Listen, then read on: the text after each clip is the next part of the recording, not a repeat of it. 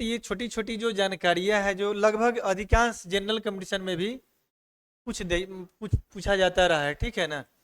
तो सिंपल सी बात है, इसको आप थोड़ा सा मैं रिवीजन करा दे रहा हूँ, ठीक ना। इसको याद रखिएगा, ये कहीं ना कहीं घूम फिर करके आपको आ जाता है। ये बीपीएससी टीआर 1 में, टीआर 2 में, टीआर 3 में पूछ क्वेश्चन लगभग इसमें से पूछा जा चुका है। इवन जो है ना वो बीपीएससी में भी जो है ना इससे रिलेटेड क्वेश्चन, साइंस से रिलेटेड जो क्वेश्चन आते हैं ना, केमिस्ट्री, तो फिजिक्स बायो जो 30 नंबर का होता है ना, 10 10 10 नंबर करके, तो ये सब क्वेश्चन अक्सर जो है ना आया करता है। जैसे विटामिन ए ना, विटामिन ए की कमी से कौन सा रोग होता है ना, तो विटामिन ए की कमी से रतौंधी रोग होती हैं, संक्रमण का खतरा होता है ना, जीरोप्लेथेलमिया होता है, ठीक है ना। विटामिन बी 1 है, विटामिन बी 1 की कमी से क्या होता है, बेरी बेरी रोग होता है। विटामिन बी 2 की कमी से स्किन का फटना, त्वचा का फटना, आंखों का लाल होना ना, जीवा का फटना, तो ये सब रोग उत्पन्न होते हैं। विटामिन बी 3 की कमी से जो है ना पेलागरा जैसे जो है ना बीमारी होती है, यानी त्वचा में दाद वगैरह नहीं होता है, या 4D सिंड्रोम इसको आप कह सकते हैं, ठीक है। विटामिन बी 5 के कमी से जो है ना बाल सफ़ेद होना शुरू हो जाता है, या मंद बुद्धि का होना आप कह सकते हैं, समझे कि नहीं। विटामिन बी 6 के कमी से एनीमिया या त्वचा रोग जैसे बीमारी क्या होते हैं, उत्पन्न होते हैं। विटामिन बी 7 की वजह से लकवा, शरीर में दर्द ना, बालों का गिरना, ये सब बीमारी होती है। विटामिन बी 11 की कमी से एनीमिया और पेचिस जैसे रोग होता है। नहीं, विटामिन बी 12 की कमी से एनीमिया, या फिर क्या कर सकते हैं, पांडु रोग कह सकते हैं इसको, ठीक ना। विटामिन सी की कमी से स्कर्वी रोग होता है, मसूरों का फूलना वगैरह नहीं हो जाता है, स्कर्वी। हाँ, विटामिन डी की कमी से रिकेट्स जैसे बीमारी होती है, जो अधिकांश बच्चों में, जो खास करके बच्चों में पाया जाता है, ठीक है ना। ऑस्टियोमेलेसिया भी इसको कहते हैं, जो वयस्क लोगों में होता है, ठीक है। विटामिन ई की कमी से जो है ना जनन शक्ति का कम होना, या आप बाझपन कह सकते हैं, समझ में आया।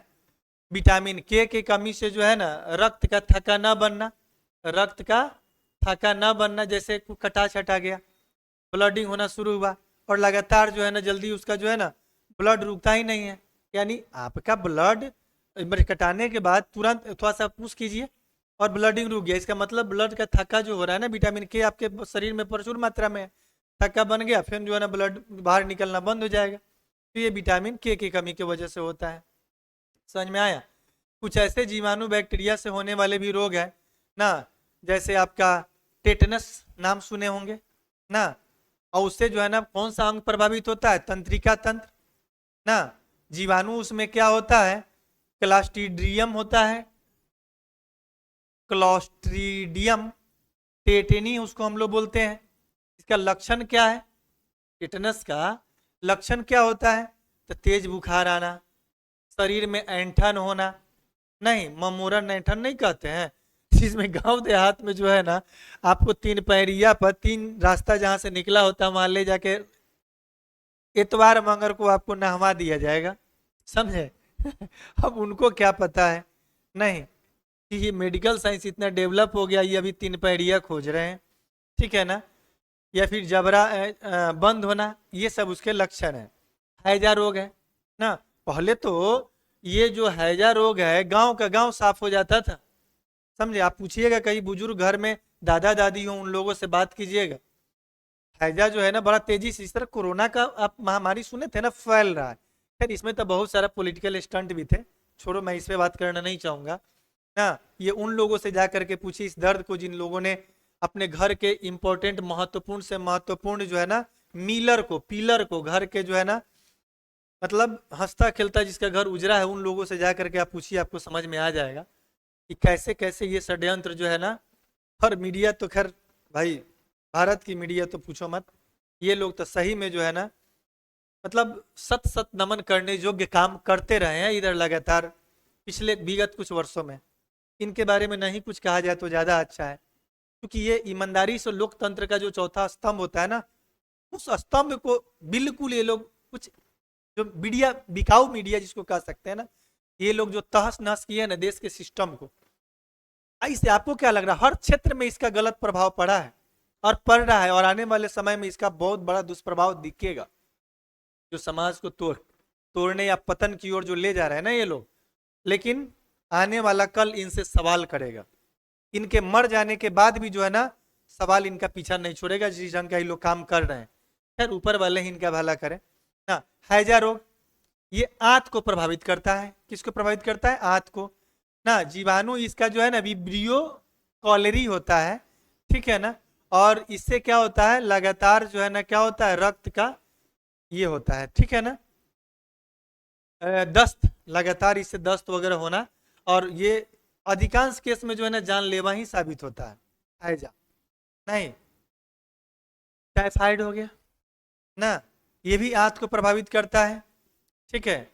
इसका जीवाणु जो है ना सैल्मोनेला टाइफी है, ठीक है ना। इसके लिए एक्चुअली इसका लक्षण जो है ना बार बार फीवर का होना, या पैखाना का पतला होना, या बार बार पैखाना जाना, फीवर, बुखार खा लिए आप, दवा खा लिए आप बुखार का, फिर ठीक हो जाएगा, फिर आ जाएगा, फिर ठीक हो जाएगा, फिर आ जाएगा, और अंदरूनी आपको कमजोर करता चला जाता है, ठीक है ना। इसमें विडाल टेस्ट जो है ना आता है, टेस्ट विडाल टेस्ट कराने से पता चलता है, ठीक है ना, इस बीमारी के बारे में, ठीक है ना। इसको आप मियादी बुखार गांव में कहते हैं ना, मियादी बुखार, समझे कि नहीं। और क्षय रोग होता है ना, ये फेफड़ा को प्रभावित करता है। इसमें इसमें इसमें जो जीवाणु होते हैं ना, मास्को लैक्ट्रियम इसको हम लोग, या ट्यूबरकुलोसिस हम लोग कहते हैं, ठीक है ना। ये इसमें लक्षण इसका क्या है, बार बार खांसी के साथ कफ ना, या रक्त का निकलना जो है ना, ये सब जो है ना इसका मुख्य लक्षण है। क्षय रोग, टीबी भी इसको हम लोग कहते हैं, ठीक है ना। हाँ, और उसके बाद में आपका है प्लेग। प्लेग है, ये अंग ये भी प्रभावित करता है किसको, फेफड़ा को नहीं। पास्चुरेला जो है ना पेस्टिस, इसका जो है ना ये है जीवाणु है, ठीक है ना। और इसका लक्षण क्या है, बहुत तेज बुखार ना, या शरीर पर जो है ना क्या होना, गिल्टिया होना, गिल्टी गिल्टी समझ रहे हैं ना।